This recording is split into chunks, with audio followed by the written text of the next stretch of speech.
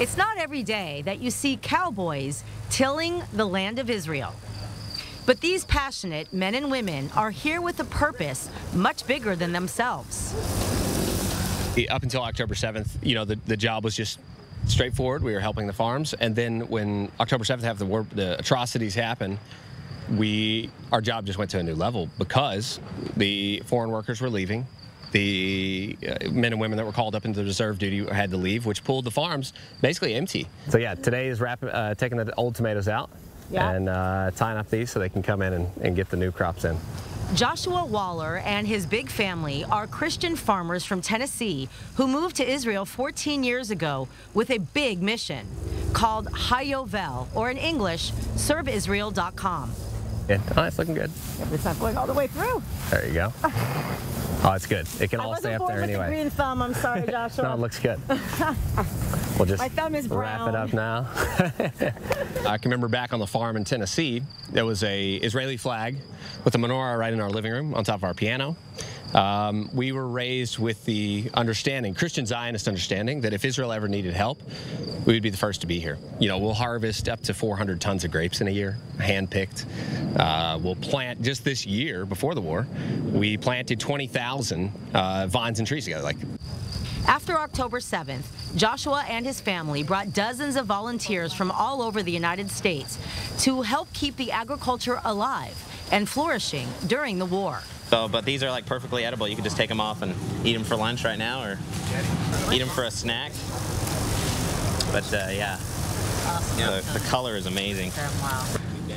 And Josiah Hilton of Virginia Beach is already a veteran of 4 years. The story here, and it's a huge part of the nation of Israel, is, and I think that's something we kind of lose around the world, is the agriculture and getting back to farming and growing your own food and that kind of stuff.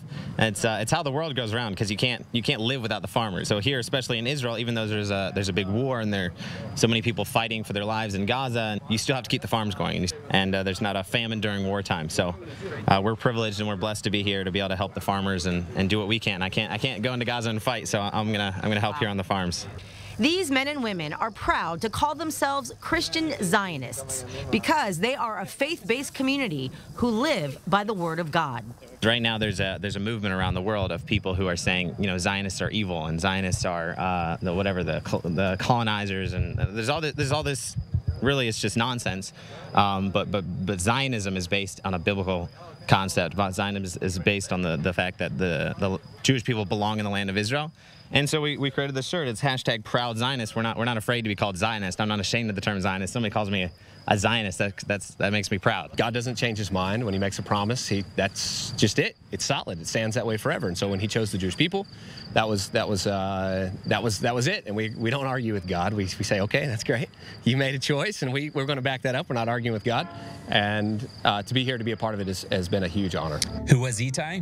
2 Samuel chapter 15 tells a remarkable story. Ittai was a man from Gath who brought his 600-man army to Jerusalem to join King David. Joshua and his family also host a popular podcast called The Israel Guys. And since October 7th, they've managed to raise millions for Operation Ittai to help first responders keep safe. And then the second part is actually bringing those supplies in. So we've airlifted, the first $1 million of equipment has arrived, and slowly we're bringing the rest of it in. We've got about $2.5 million now.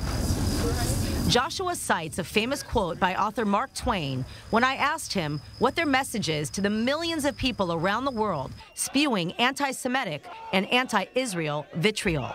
Mark Twain said, tell us. Let the lies travel around the world 10 times while the truth is still getting its boots on. That's the truth. And TikTok... Haven't laced the boots yet. Right, yeah, it's just trying to get the boots on, right? So unfortunately, that's the news. And TikTok and Instagram and all these entities, with Twitter and all this stuff, X, all these things are horrible. They accentuate the fact that lies travel so quickly. And that is an issue with this next generation. They're seeing the bad before they get any chance to even understand the good. In the Gaza envelope, Emily Francis, I-24 News.